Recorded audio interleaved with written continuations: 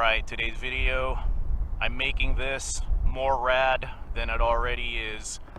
I was looking through stock photos of Geo Trackers. This thing is pretty original.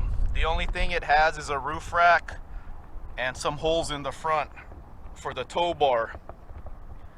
But I wanted to see if I was missing anything, and the thing I was missing is the totally rad side graphics. So here's what the side graphics looks like.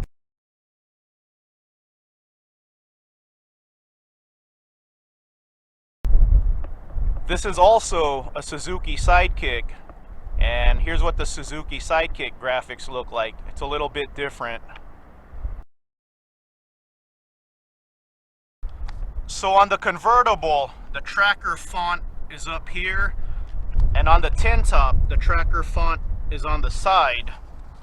So I noticed there was no real format to the font, so I went ahead and got red. I think red will look really good, red with a black outline. So, studying the picture, this is what I noticed.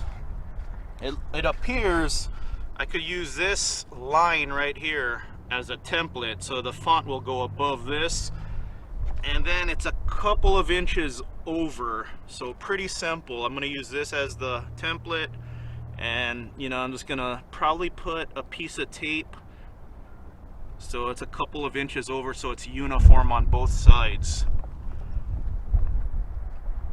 You know what, I do like the 4x4 graphics on the Suzuki Sidekick, but this is not a Sidekick.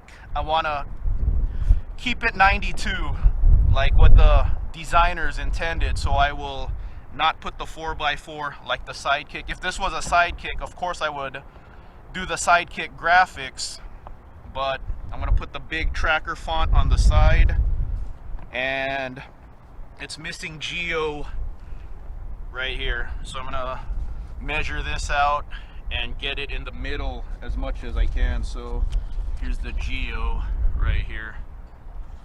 It's going to look really rad when I'm done. I'm bringing rad back in 2022. I changed my mind on the color.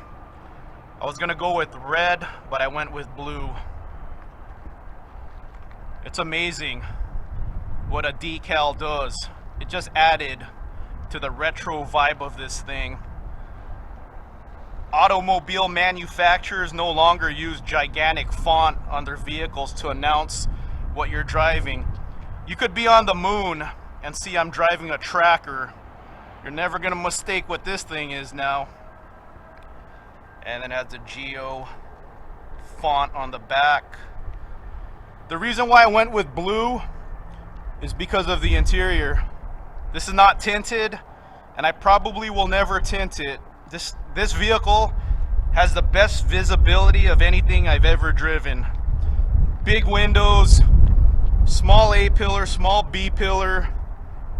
It's just, things were different back then. When you look at modern vehicles, everything's thick for safety. Hopefully this thing never gets hit. I'm sure it has a negative 5-star crash test rating. So I was thinking red would have been nice.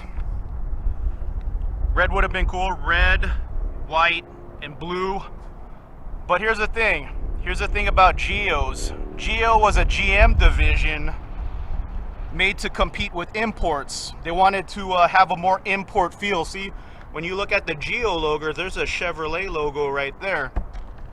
But this isn't a Chevy. This is actually a Suzuki Sidekick. So it's not the other way around. The Suzuki Sidekick is not a Geo Tracker. The Geo Tracker is a Suzuki Sidekick.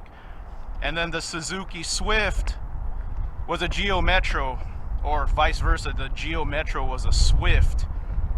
And then the Geo Prism was actually a Toyota Corolla. I have no idea what the Geo Storm was. But yeah, that's why, I'm very, I think about these things. Yeah, red, white, and blue would have been really cool, really patriotic, but it's not an American vehicle. It's an American brand on it, but it's actually an import. That's why I didn't go with the red. See, really big, really bright interior, so you could see the blue. And I was mindful of that when I got my floor mats. See, I went with the floor mats with the blue accents on it. So there you go. It's looking totally rad.